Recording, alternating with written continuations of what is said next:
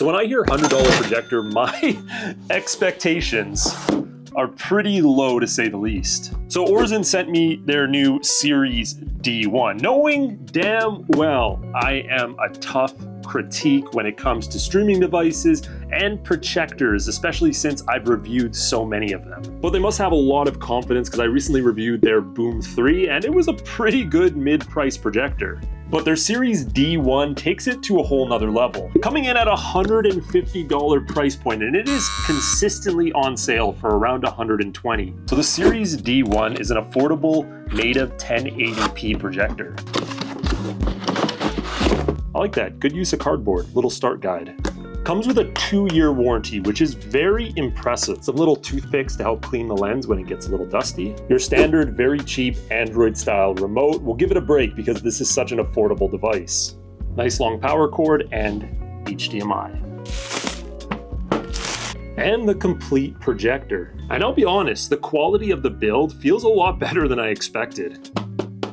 It also has this protective hard plastic on the front. You can see the built-in sensor right here for the autofocus. On the bottom, you have your standard hookup for a projector stand. You also have some top controls here, which will allow you to scroll through the whole device without any need of the remote. And then your standard ports, you have a headphone, a couple USBs, and an HDMI, because you're probably gonna want to hook up an external device, whether you're gaming or you want to put on your Google Chromecast TV. Now, we're not going to spend too much of this video arguing the price of the D1, because really, how can you at $150 or less most of the time? The Aurzen D1 is a native 1080p projector, which they say can handle up to a 200-inch screen, which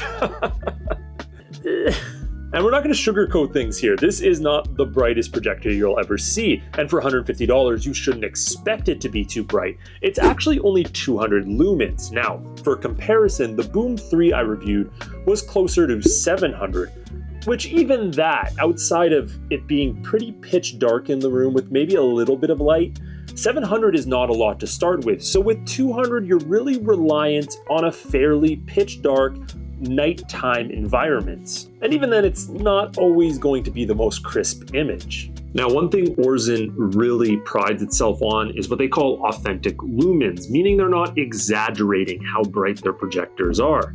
And so far with both of their flagship products I've tested, I can say that's pretty accurate of a statement.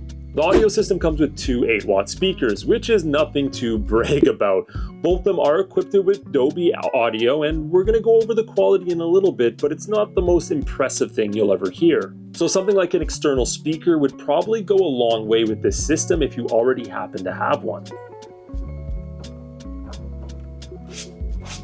And powered up for the first time. Now I have the D1 set up on a 120-inch projector screen, and honestly, I'm very surprised with how it looks already that big. We're not going to be able to test it out at 200 inches, and typically they don't actually work that high, especially with only 200 lumens.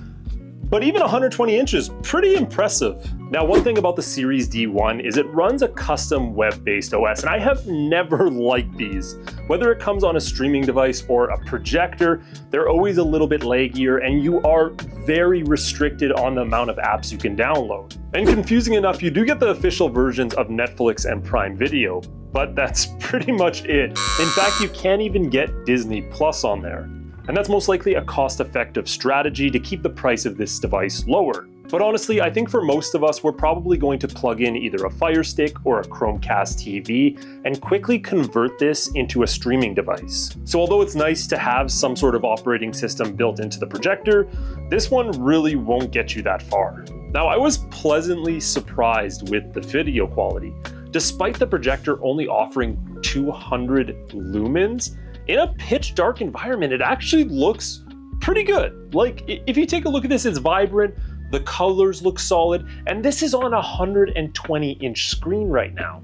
And that native 1080p capabilities looks a lot better than I originally thought it would. So a little bit of ambient light coming from over there, a little bit of ambient light coming from over there. So I'd call this a semi-dark room, and you can see the quality actually stands up pretty nice. Now, if you want to keep this bundle cheap, you don't really want to buy more than the projector.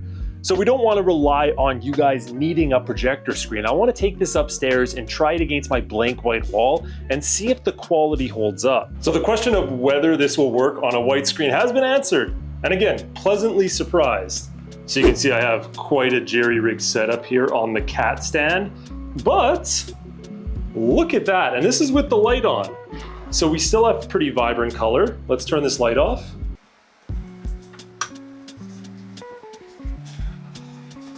And look at that, not bad, not bad. For a makeshift movie night for under $150. So I'm gonna adjust the projector here and just show you the autofocus feature. Let's bring the screen in a little bit.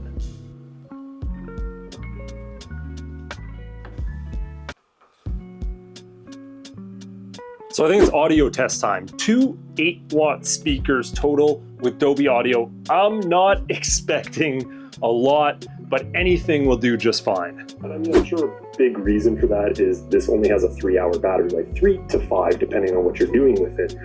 But still, it just really doesn't make sense for it to not be at least brighter. So that was about max volume close up to the projector, and you can really hear it doesn't have a lot of depth to it. So any exciting movie or game that you're playing isn't going to give you that extra experience that you want out of it. Let's try it a little bit farther away.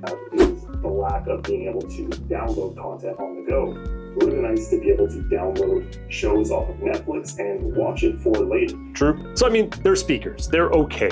Is it going to be a great experience? No. But will you be able to hear it all over the room? Yes, you'll be able to hear it in the room. So one thing we can do is connect an external speaker. Let's see how this improves our experience.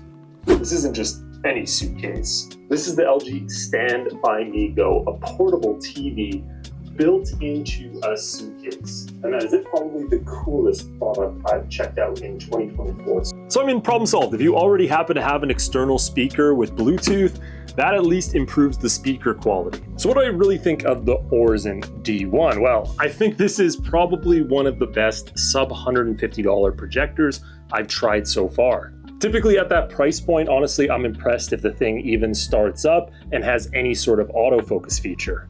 But not only was I impressed with the build quality, but I was also really impressed with that video quality. To be able to offer that crisp of a picture with only 200 lumens behind it is pretty impressive. And I think if you're a family that just wants to have a movie night and you want to be able to have a larger screen, a funner experience for you and the kids, this is honestly perfect. I also think of like my college dorm days when we spent $150 on a shitty 32-inch TV when you could have just purchased a 120-inch minimum screen right here and project it directly on your wall. Now, if you guys are interested in checking out the Aurzen D1, down below I have the link plus any coupon codes that Aurzen has given me for this video. I also really suggest checking out this adjustable stand that you can get with it. It looks like a really nice accessory, although I wasn't able to try it, just enough to boost it up so you can get the perfect image angle. Overall, this thing is a winner. Thank you guys so much for watching. I'll check you in the next one.